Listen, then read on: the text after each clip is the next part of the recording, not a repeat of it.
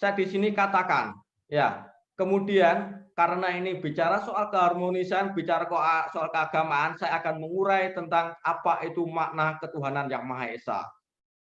Presiden Soekarno itu pernah ditanyain, hei Bung Karno, penggalian Anda itu kurang dalam. Kalau penggalian Anda itu dalam, tentunya ketemunya bukan Pancasila, pasti ketemunya adalah Islam. Lalu Bung Karno menjawab di dalam kursus-kursus Pancasila ataupun di dalam pidato-pidato yang lainnya, bahwa penggalian saya itu sampai zaman sebelum agama Islam. Saya gali dari zaman Hindu dan zaman pra-Hindu. Dan Bung Karno menggalinya itu dari 4 saf. Yang pertama itu saf pra-Hindu, saf Hindu, saf Islam, dan saf imperialisme. Dan karena itu, di dalam kehidupan manusia itu tumbuh melalui 5 tingkatan. Sebelum pra-Hindu, kehidupan manusia itu berburu dan mencari ikan, beternak, bercocok tanam, kerajinan, dan industrialisme. Dan cara-cara inilah, sebelum adanya agama-agama Hindu hingga Islam datang, para leluhur kita sudah mengakui adanya zat yang lebih tinggi. Entah itu pohon, entah itu batu, entah apapun, sesuatu yang mempunyai kekuatan, itu dianggap sebagai sesuatu zat yang lebih tinggi, dan itu kemudian itu adalah makna tentang ketuhanan. Namanya terserah, apapun dinamakan apa.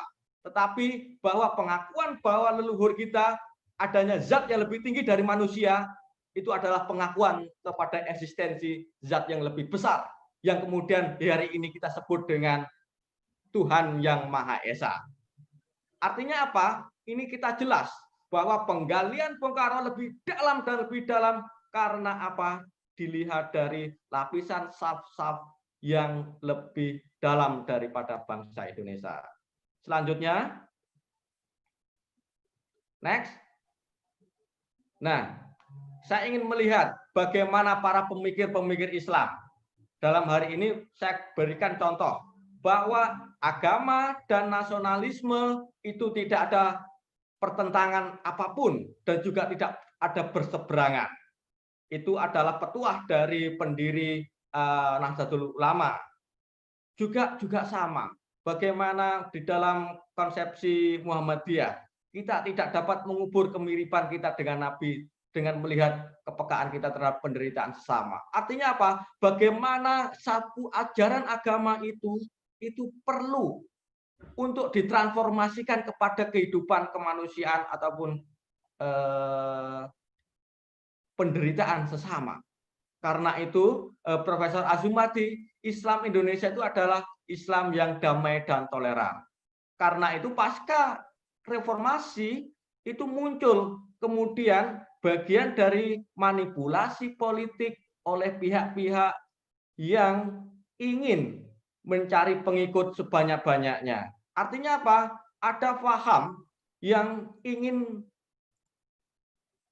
merebut pemahaman tentang keindonesiaan ataupun tentang Pancasila itu. Maka muncullah kelompok-kelompok yang ingin memaksakan kebenarannya secara sepihak. Next, selanjutnya. Nah, yang terjadi kemudian pasca reformasi ataupun apa kejadian-kejadian itu, bagaimana pelemahan-pelemahan itu terjadi. Sesama Islam, sesama agama itu diperangi. Bagaimana masjid tempat Tuhan itu bertemunya manusia dengan Tuhannya, bagaimana di gereja, bagaimana itu juga mengalami persoalan-persoalan yang pelik. Padahal sama-sama mengagungkan yang namanya Tuhan yang Maha Esa.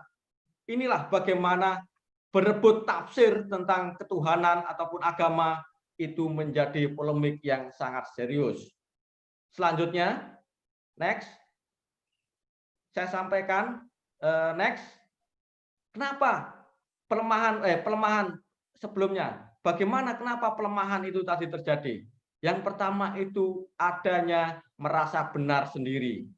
Jadi orang-orang yang mempunyai keyakinan, kepercayaan ataupun apapun yang merasa benar sendiri dia itu akan melakukan pemaksaan. Itulah yang akan timbulnya sebuah konflik.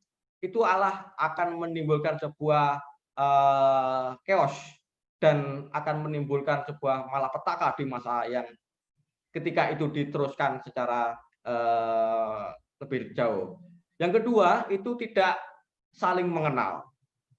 Kenapa? Karena orang yang ingin memaksakan kebenarannya itu tidak pernah mengenal siapa yang namanya Yusuf, siapa yang namanya Anissa, siapa yang namanya Pak Hartono, siapa yang namanya teman-teman yang berbeda dari kita.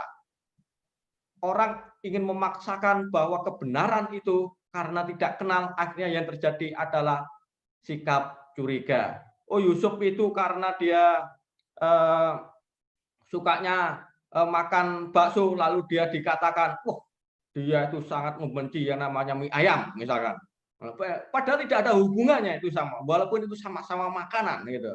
Tetapi bagaimana Yusuf distereotypingkan, bagaimana Yusuf adalah pembenci Indomie ataupun pembenci mie ayam, karena dia adalah penganut pengikut makanan bakso, misalkan seperti itu. Ya, nah inilah bagaimana ide-ide pemaksaan itu karena tidak saling mengenal bahwa Yusuf itu kesukaannya adalah bakso.